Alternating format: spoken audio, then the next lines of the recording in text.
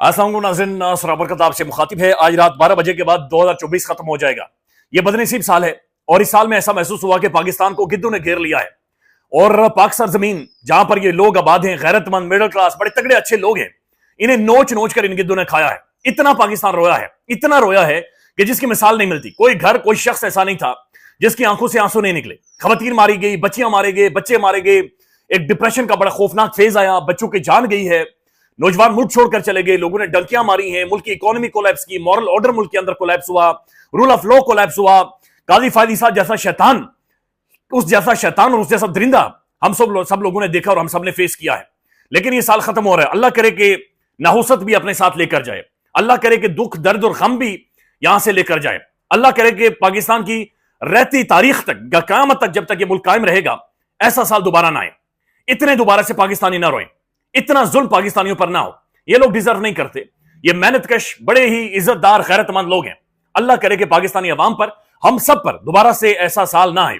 बड़ा खौफनाक साल है, बहुत ही खौफनाक किस्म का साल है। एक तरफ तो ये साल खत्म हो रहा है और हुकूमत बिल्कुल चीखो पुकार कर रही है कि बैनुल अक़वामी एस्टेब्लिशमेंट हमें नहीं छोड़ेगी, नहीं, बैनुल अक़वामी एस्टेब्लिशमेंट खा जाएगी। अच्छा, ये पहला मुल्क है जिसकी हुकूमत के अंदर जो हुक्मरान पार्टी है, जिनकी हुकूमत है। हालांकि होना यह चाहिए कि उन्हें पॉलिसीज लानी चाहिए कि जो दुनिया के अंदर डायनामिक्स बदल रहे हैं, दुनिया करवट ले रही है 2025 में, हमारे पास पॉलिसी क्या है दुनिया को टैकल करने के लिए, हमारे पास ऑफर्स क्या है दुनिया के लिए, हमने दुनिया को मैनेज कैसे करना है, हमने क्या दुनिया के सामने रखना है। लेकिन ये पहले से कहने नहीं, वो हमें खा जाएंगे, वो हमें मार देंगे, वो हमारी तबाही। यानी मैं देख रहा था बकायदा से काशिफ अब्बासी साहब के शो में, मुस्लिम लीग नून की बड़ी प्रोमिनेंट शख्सियत है जावेद लतीफ साहब, मियां साहब के बहुत ज्यादा करीब है। उन्होंने कहा जनाब पाकिस्तान के एस्टेब्लिशमेंट का तो से ही कोई नहीं है, ये तो बैनुल अक़वामी एस्टेब्लिशमेंट है पाकिस्तान के अंदर सरायत कर रही है। और वाकई ये ठीक इसलिए है कि बैनुल अक़वामी एस्टेब्लिशमेंट अब सिर्फ और सिर्फ ओवरसीज पाकिस्तानीज है। ओवरसीज पाकिस्तानीज ने इस साल के अंदर जो किरदार इस मुल्क के लिए अदा किया है, ये गैर मामूली है।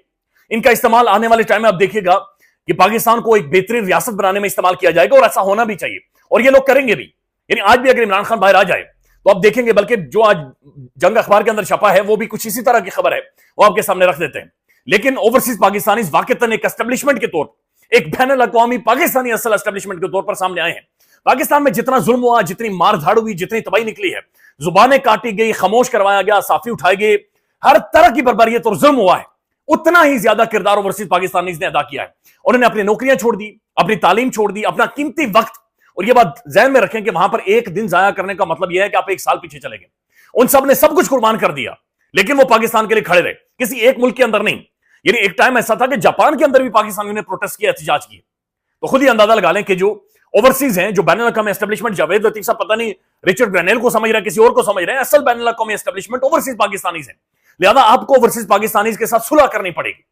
यही असल एस्टेब्लिशमेंट है पाकिस्तान की, यही मुल्क चलाएंगे, यही इकोनॉमी ठीक करेंगे, यही पाकिस्तान के अंदर democracy, rule of law, Pakistan के बेहतर इमेज और पाकिस्तान के लिए लॉबिंग करेंगे। और यही एक रियलिटी है। नहीं तो रिचर्ड ग्रेनेल वो सवाल पूछ रहा है और पैसे आप लोगों ने लिए हुए, अगर वो ऑडिट करवाता है कि पाकिस्तान ने कितने पैसे लिए और खासतौर पर इंडिविजुअल पर्सनैलिटीज ने कितने पैसे लिए हैं, वो तो कहानी खुलकर सामने आ जाएगी और फिर जवाब दें। अब एक तो ये हुकूमत बकायदे से चीखो पुकार कर रही हो, हुक्मरान पार्टी चीखो पुकार कर रही है कि जनाब बैनुल अक़वामी एस्टेब्लिशमेंट हमें नहीं छोड़ रही, ये हो रहा है, वो हो रहा है। लेकिन दूसरी तरफ पाकिस्तान के अंदर, वो आपने एक वीडियो देखी होगी, बड़ी वायरल हुई थी, जहां पर एक जवान वो रेडी चला रहा होता है, रेडी के अंदर ऊपर उसने बंदे बिठाए होते हैं, कहता है रिश्ता ले लो, रिश्ता ले लो। महसूस हो रहा है कि निजाम ऐसे ही थाली में रखकर, डील लेकर इमरान खान के आगे पीछे भाग रहा है और चीखो पुकार कर रहा है, डील ले लो, डील ले लो, डील ले लो, और बंदा डील नहीं ले रहा। ये अखबार के अंदर भी अच्छा पाए कि थाली में रखकर इमरान खान को डील दी जा रही है और यह कहा जा रहा है खामोशी से कि आपकी जेब में डाल देंगे, किसी को कोई पता नहीं चलेगा। खान साहब, बराए मेहरबानी खान साहब डील ले रहे हैं, बराए मेहरबानी डील लें। और वो बंदा अब डील ले ही नहीं रहा। यानी बनाए उसे, अब जो मर्जी देखें, जब कोई बंदा हार मानने से इनकार कर दे फिर आप उसे हरा सकते ही नहीं है। आपको याद होगा इमरान खान साहब ने वो इंडियन खिलाड़ी था, उसे आउट किया और जब वो ग्राउंड छोड़ रहा था उसे दोबारा वापस बुलाकर खिलाया और आउट किया था। और दोबारा आउट होने से या पहली बार आउट होने से मसला नहीं है। जब इमरान खान ने उसे दोबारा बुलाया, वो जो कदम एक एक चलकर वो बैटिंग स्टैंड पर आया, वो एक एक कदम उसके लिए एक अजाब था, उसके लिए वो बवाले जान बन गया था। उसके लिए वो बिल्कुल एक ऐसी तज़यीक थी, एक ऐसी तौहीन थी कि वो सारी जिंदगी दोबारा से उसे महसूस नहीं करना चाहेगा, सारी जिंदगी महसूस नहीं करना चाहेगा। इस वक्त कुछ ऐसा ही हो रहा है कि निजाम कह रहा है कि डील है, ये थाली है, इसके अंदर डील पड़ी हुई है, खान साहब ले ले। वो कह रहे नहीं लेनी डील, मैं जेल के अंदर रहूंगा, मैं कोई बन निकाला, कोई आगे पीछे कहीं पर भी नहीं जाऊंगा। ये एग्जैक्ट खबर क्या है, और ये खबर दे रहे हैं जनाब अंसार अब्बासी साहब। अंसार अब्बासी साहब, आपको याद होगा कि इससे पहले इनकी जितनी रिपोर्टिंग रही है, टोटली ये बकायदे से धमकियां एस्टेब्लिशमेंट के तौर पर ऐसा महसूस हो रहा था कि पाकिस्तान के अंदर आकर लगा रहे, और जिस तरीके से ये थ्रेट करते थे बकायदा, ये हो जाएगा, वो हो जाएगा, ये कर दिया जाएगा, वो कर दिया जाएगा। आज की अंसार अब्बासी साहब की क्या खबर है वो आपके सामने रख देते हैं। लेकिन सबसे पहले ये मोहतरम जनाब खालिद खुर्शीद साहब है, साबिक सीएम गिलगित बल्तिस्तान। देखिए, गिलगित बल्तिस्तान मेरा फेवरेट है, पसंदीदा है मेरी जगह वो। लेकिन वहां से अगर कोई गैरतमंद, दिलेर, पढ़े लिखे, बहादुर लोग अगर जीबी ने पैदा किए हैं, खालिद खुर्शीद उनमें से एक है। इस बंदे की एक लेगेसी है, इसकी एक से है, इसकी एक पर्सनैलिटी है, एक करिश्मा है, एक रख रखाव वाला इंतहाई संजीदा इंसान, इंतहाई संजीदा। इनकी रिजीम चेंज की, गिलगित बल्तिस्तान के उन खूबसूरत पहाड़ों में खालिद खुर्शीद की हुकूमत गिराई गई है, और फिर आखिर में इसने ठोकर मारी है, ठोकर मारी। और मुझे याद है खालिद खुर्शीद की जब हुकूमत गिराई गई, उसके बाद बाहर आकर उसने तकरीर की थी, उसने कहा हुकूमत मैटर नहीं करती, हम गिलगित बल्तिस्तान के अंदर किसी भी तरह के सियासी या दूसरे गैर मामूली हालात नहीं बनने देंगे। और खालिद खुर्शीद, जाहिर है इनका इंपैक्ट है, तहरीक इंसाफ का जो नौजवानों का सारा ग्रुप है, खालिद खुर्शीद साहब उसे कंट्रोल करते हैं, खुद भी माशाल्लाह जवान है। अब ये एक एंटी टेररिज्म कोर्ट है, एंटी टेररिज्म कोर्ट इन गिलगित, इन्होंने खालिद खुर्शीद साहब को 34 साल इंप्रिजनमेंट की सजा सुना दी है और 6 लाख रुपए जुर्माना किया है। एंटी टेररिज्म जज इन Gilgit Rahmat Shah delivered the verdict in the multiple sections of the anti terrorism act. और एंटी टेररिज्म एक्ट के तहत खालिद खुर्शीद साहब को सजा दी गई है।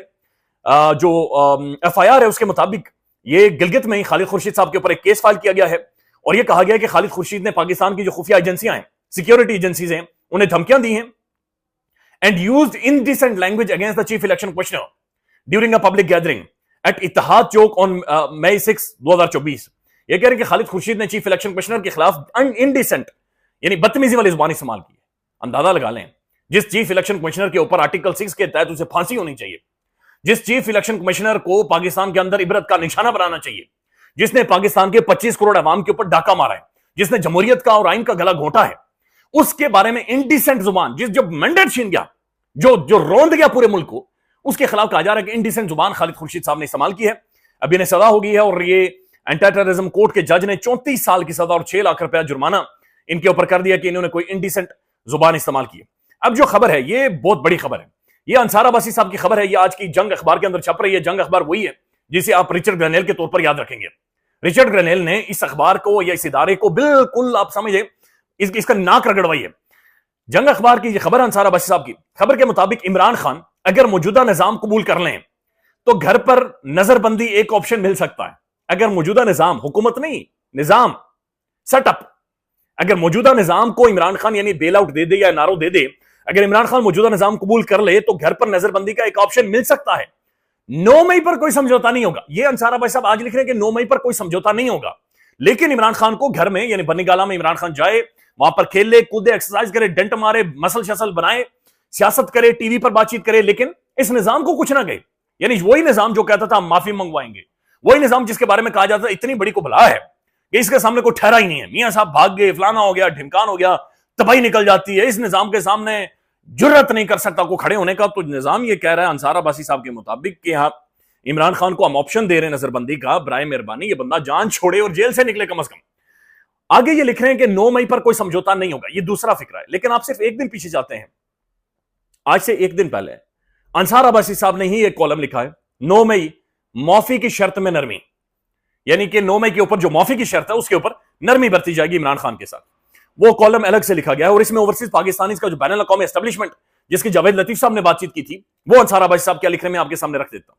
फौज के तर्जुमान की तरफ से प्रेस कॉन्फ्रेंस में एक बार फिर तहरीक इंसाफ और इमरान खान का नाम लिए बगैर उन्हें इंतशारी टोला कहा गया, लेकिन इसके साथ साथ हुकूमत और पीटीआई के मुज़ाकरात को भी खुशाइंद करार दे दिया गया है, और ये बहुत सारी चीजें हैं जो की हुई हैं। अब इसी में आगे जाकर वो लिखते हैं, अगर इमरान खान साहब ये समझते हैं, इमरान खान और तहरीक इंसाफ का कहना है कि पूरा पाकिस्तान उनके साथ है, अगर ऐसा है तो फिर ऐसी सियासत क्यों की जाती है जिसका नुकसान पाकिस्तान को होता है? ऐसी सियासत क्यों की जाती है कि पाकिस्तान की मईशत कमजोर हो, IMF का कर्जा पाकिस्तान को न मिले, मुल्क डिफॉल्ट कर जाए? कितना अच्छा हो कि इमरान खान अमेरिका की पाकिस्तान के मिसाइल प्रोग्राम के ऊपर पाबंदी के खिलाफ आवाज उठाएं, इस बयान की ना सिर्फ खुद मजम्मत करें बल्कि अपनी जमात से भी कहें कि वो इस बयान की बकायदा से मजम्मत करे और एहतजाज करे, और तहरीक इंसाफ कर रही है। इंडिविजुअली हर बंदे ने किया है, हर बंदा पाकिस्तान के अंदर अपने मिसाइल सिस्टम के ऊपर कंप्रोमाइज या किसी भी तरह के प्रेशर या दबाव के खिलाफ है, ये एक रियलिटी है। लेकिन सवाल होना चाहिए, हमारी डिप्लोमेसी, हमारा फॉरेन ऑफिस क्यों इतना कमजोर था कि ये बातें यहां तक पहुंची? ना सिर्फ खुद मजामत करें बल्कि खुद भी करवाएं। इसके अलावा आए रोज दहशतगर्दी में शहीद होने वाले फौजी और दूसरे एहलकारों की कुर्बानियों को खुद खराज तहसीन पेश करें और अपने रहनुमाओं से कहेंगे इन शहीदों के खानदानों के पास भी जाएं, इमरान खान की तरफ से तसल्ली दें। ये अब सुनिए, बड़ा इंपॉर्टेंट है। सिविल नाफरमानी के बजाय बैरून मुल्क पाकिस्तानियों से अपील करें कि वो ज्यादा तरसीलाती जर भेजें, यानी कि वो सिर्फ पाकिस्तानी ज्यादा माल धमड़ी भेजें। ये असल एस्टेब्लिशमेंट है जिसकी तरफ अंसार अब्बासी साहब ने इशारा किया है कि ना वो जो ओवरसीज पाकिस्तानीज हैं वही बैन अल-अक़वामी एस्टेब्लिशमेंट है। अब जो अंसार अब्बासी साहब की आज की खबर है ये बड़ी इंटरेस्टिंग है। जराए का कहना है अंसार अब्बासी साहब के मुताबिक अगर इमरान खान इश्तिहाल अंगेजी की सियासत तर्क और आइंदा इंतखाबात तक सुकून से बैठने पर रजामंद हो जाते हैं तो हुकूमत उन्हें अडयाला जेल से बन्नीगाला मुंतकिल करने पर गौर कर सकती है। हुकूमत कौन सी है ये आपको पता है। निजाम एस्टेब्लिशमेंट यानी खान साहब को ये कह रही है कि अगर आप बन्नीगाला जाकर बैठने पर तैयार हो जाते हैं और इस निजाम को फिलहाल चलने देते हैं, ठीक है, आप वहां पर जाएं और जाकर बैठें। इमरान खान कह रहे हैं नहीं, एब्सोल्युटली नॉट, मेरे केसेस चलेंगे, यही जजेस मुझे रिहा करेंगे, यही जजेस मेरे हक में फैसले देंगे और मैं अडयाला जेल में ऐसे करता हुआ वहां से बाहर आऊंगा। 1.5 साल से ज्यादा उस बंदे को हो चुका है, 2024 पूरा उस बंदे ने देखा ही नहीं है। ये गैर मामूली असाब, ये गैर मामूली हिम्मत है जो इमरान खान साहब ने दिखाई है। मजीद अपडेट करेंगे, ख्याल रखिएगा, अल्लाह हाफिज।